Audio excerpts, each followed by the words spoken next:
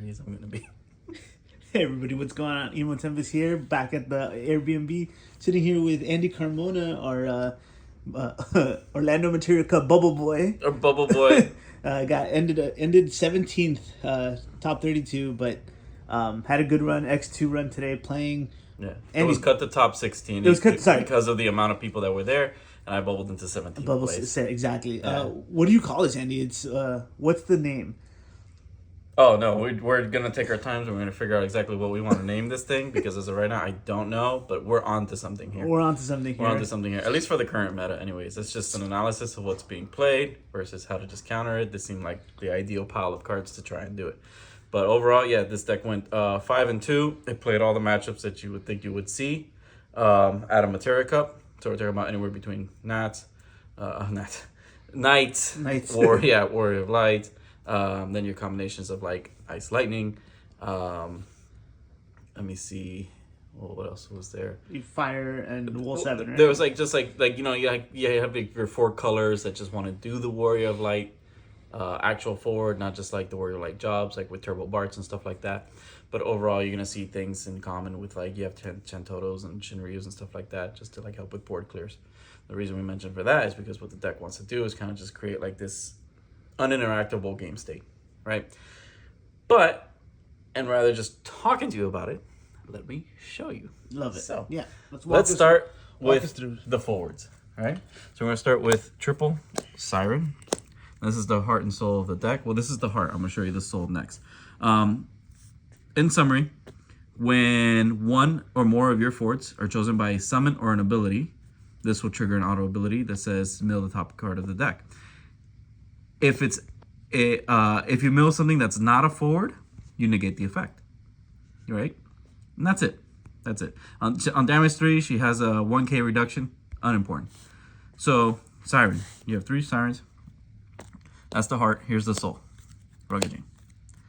So, in my mind, I'm just thinking, okay, we have this Siren that seems to want to protect something always. What's the best forward to do that? Well, some people just default to Neo X Death. Maybe some Chaos Arc stuff or something like that. I don't know, but to me, I felt Sky Serpent Ruggeding is not only a really great attacker, he's a really great blocker. So if I'm only going to really just dedicate like a small amount of forwards to the deck, I want to make sure that these forwards matter. Rugged Genius fits that niche perfectly. And then we have 2 more forwards to make a total of 8, and it is Seymour. Reason being is that Seymour is playing to the deck's strength. Because we run so many summons, his ability to just break something on play, on entry, is very relevant. But at the same time, he also plays very well with Sky Serpent Ruggeding, because if he gains the plus 3000 haste for Strike Brave, Seymour can also hit you for a point of damage, and then on the same turn do his tap ability if you have enough cards, due to either just pitching just for cost of stuff, or using Siren's ability and being successful with it. So chances are you will have a lot of summons in the break zone. But that is it for the forwards. That's it. You run 8. 8 is the number. No more, no less. If you run more or less, I think you're doing it wrong. But again, we're still testing this out. That's that. All right, so now let's go to backups.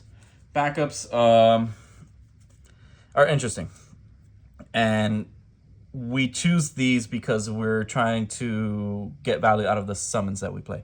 So we'll just go right off the bat. We have 1 Cryo because the Siren is a category 5. So the X-Burst can do that. But you also have a lot of summons in the break zone, so the Cryo just makes sense to use the X-Burst. Also, yes, we are very EX-Burst heavy in this list because on the back foot, if your Siren Ruggeding does get answered, you're kind of going to take some damage. But hopefully that burst will get you back in the game. All right, that being said, we've got Cryo, we've got 1 Kimari.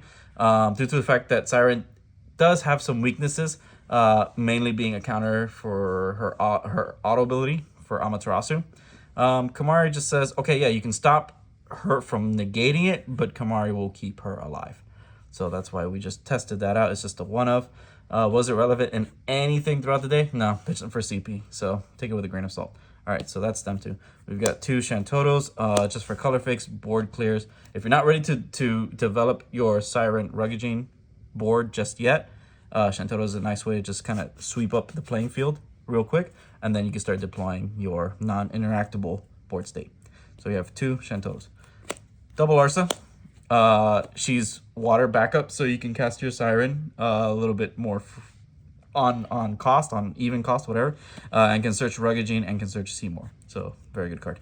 Next we have triple Amber. We do a bit of the Soiree package, and I'm just gonna play them right here. Look, it's triple Amber, triple Elvis, double Shinju.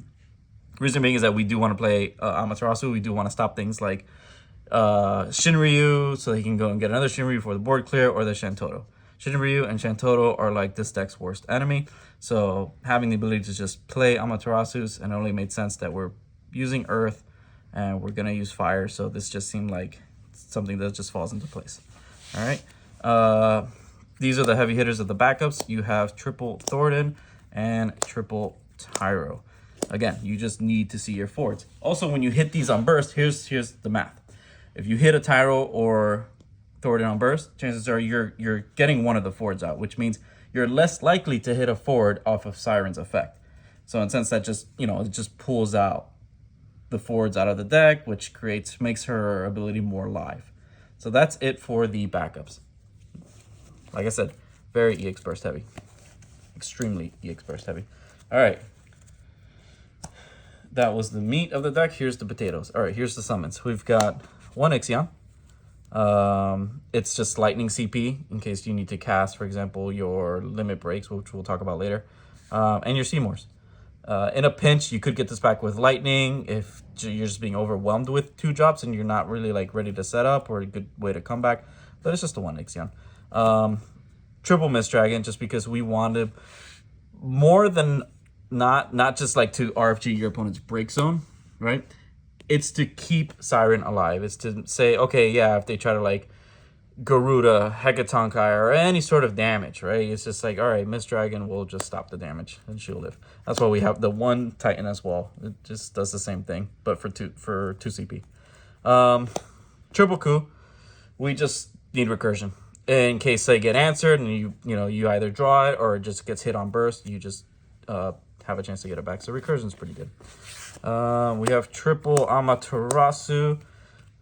Again, it's just for protection. You just hold on to it if they try to present their 1 answer, maybe their 2nd answer or something like that. It's just there to stop that. For water summons, we have 2 Cocolins and we have 3 Leviathans. Again, recursion. It does help get rid of some light or dark cards. Bouncing doesn't seem to be that great right now when it comes to just bouncing a forward, because a lot of those enter the field abilities, they're just too good. So sometimes I just use this just to recur a Siren if it's in the break zone, or if I've drawn 1 too many.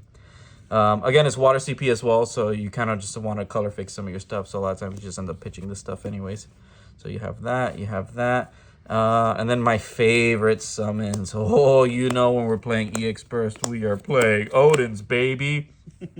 So of course, this is for casting your Seymour. It's for bursting. It's for dealing with stuff. It's for dealing with Felt Thanos, just in case a Felt Thanos is on the field, and the redirection from the Rugged Gene is happening to the Felt Thanos. Even though it does just cancel everything, Rugged Gene can still stomp all over Felt Thanos.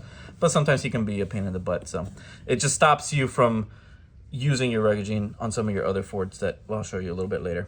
But yeah, and then it's also just to cast Seymour, to cast some of the limit break forwards that we have, and that is the summons. And then finally we have the limit break deck, which is, we've got triple Leo, we've got 1 lightning, we have 2 clouds, and we have 2 Mott.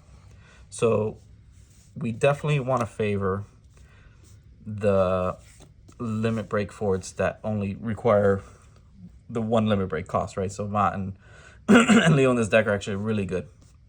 The reason being is that you have Rugged Gene, right? The main reason to play Rugged Gene is because you're playing more forwards technically from your limit break, but now these are like on-demand forwards, and they do some really nice things. So when your board just looks like that, and I'll flip those around for you, right? So your next turn, if you went too aggressive, you just drew, okay, now you just drew a Coup and an Amat. All right, you could pitch 2. Here's Mott. Mott will give everybody a little bit +1, but now your Sky Serpent attacks. Now you have a 3rd attacker, And a lot of people don't realize that right away. It's just like they see 2 attackers and they go, okay, I'm only going to take 2 damage. Next turn, I might take 2 more damage. But if it happens to be something else, or I play a Leo, to an empty board that your opponent has, it's another attacker. It's very important because a lot of times that's closing out games a little bit faster than your opponent's expecting. And that's really like the key to victory. It's kind of like the surprise aspect of it. Okay. So 8 forwards, 8 limit break cards, and a bunch of EX bursts. That's the deck. And then you said you built this in to kind of combat the meta that we're experiencing right now. Could you elaborate a little more on that? Well, mainly for like the more aggressive decks that seem to be a lot more popular. So like for Knights and the Wolf 7 list, that's very popular. When you really look at what they have, if they happen to have like the Amaterasu to deal with the Siren, if you're playing Knights, then you've got it. That's just the high risk, high reward of playing a deck like this. Is you high roll it. If they don't know what Siren is or does, and they're like, okay, well, I'm just gonna pitch this Amaterasu to warp this Ramza, you already know you're in a good spot because Ruggagene is really hard to deal with. And when you can't target it, it's just even more. It's like he's like I said, he's a great attacker. He's an even better blocker. And same thing. It's just like if Gilgamesh can't get an attack off, regardless if Siren is here or not, Gilgamesh just can't step up to Ruggagene. So he may have all those colors and all that protection and stuff like that. So things like, we've had turns where the board can look like Gilgamesh, Idea, Cypher. And who else? What else was there? Well, just to name a few, right? Adea targets Siren, does the mill 2, try to reduce it by 8. It failed. Then Cypher, he's like, okay, we're just going to try to attack it and kill the Ruggagene. It failed. Just because you have so many... Like, the odds of you hitting a negation with Siren with this deck is extremely high. I don't have like the exact numbers on there, but that's just the scenario that you're getting. So chances are is they're presenting their board and then pass. So they're going handless, right? So, but as you're going handless, you're just presenting this like I said, uninteractable board state, and you're getting your attacks across, right? Because this is going to be a 9K first strike, Brave, whatever. Then you give everything to Siren 10K first strike. They're not going to put their forwards in front of it until they have to. When they have to, and they can't present anything else, that's when the games, start getting narrowed down to the point of victory. It's now you start getting rid of their resources. They can't put anything there, and then a lot of times you also have Seymour just close out stuff, which happened a lot today. Yeah, and if you guys haven't seen the Seymour in a while, it's he takes 3 summons in your break zone to break a forward on entry, and then you could tap him to remove 6 summons and deal your opponent a point of damage. So like he was saying, just attack, haste, swing, and then finish it off by tapping him if you have the summons. Yeah, it's just one of those surprise factors. Like if you happen to have this and it's live and your opponent just, presents something to try to deal with this and it failed, or, like one of my opponents, Shinryu, but I had the Yama. Next turn it was Seymour. My opponent was already on just 4 damage. And it's like, okay, cool. Now our turn, we had the lightning CP because we had some backups. Presented the Seymour. Seymour broke the forward, right? And we can shoot, 5, 6, 7, but just to play on the safe side, it's like I attacked with Sky Serpent, gave Seymour all of the keywords, then attacked with Seymour keeping retaining priority on the attack since he has haste. Now you tap it, you remove the 6, so you're hitting for 4 points of damage. Just in case some sort of EX burst comes out and they want to handle something else, they still have to take this point of damage plus the effect damage, leaving Siren to come in for the 8th point of damage. Right? 4, 5, 6, 7, 8. Yeah. And that's just a lot of times that's just what it does. You just get there. Nice. Well, thank you so much, Andy. If you guys want to see this deck in action, in the Materia Cup, he was round 3 on stream, and then I have a video of him at top 4 from our LQ with an earlier version of this list. And so, Andy, congratulations on a good run. Unfortunately, some people had to get 17th out, but yeah. I thought I was gonna do a lot worse. But the deck just performed the way that I thought it would. Really, my losses were just to not seeing Siren, which was weird because as many games as I've played, we do regularly see it. But I guess it's just supposed to happen, right? Like at one point, just things don't go right. The draws are bad. Card games. It's card games. It's card games. You can't get mad at that. All right, it just happened. And it happened against the matchup that I should have like the best rep on. Yeah. Which is the Wolf 7. There was a different version of it. We're talking more like the Will 7 Lightning version. This one has a lot better chance of winning against it because like their only whiteboard player is one Ixion. Chances are they don't really value it. And hopefully we usually have like the Mist Dragon to stop it, right? They have to pay it with the kicker. That's 5 CP, and if you cancel it, like they're really in bad shape. Or it's even more bad shape. It's like, all right, cool, we'll let it happen, but then like Coup Sith, bring it back, play it again. It's like, what do you do? But the other version, like I said, it was more based on the fire version, stuff like that. So it does have Amaterasu, so it can stop the Siren, and that's just what happens. Sometimes it's just the Amat stops the Siren. All right. Well, thank you, Andy, so much. Can't wait to see what else you do this season. Bye, bro. Later.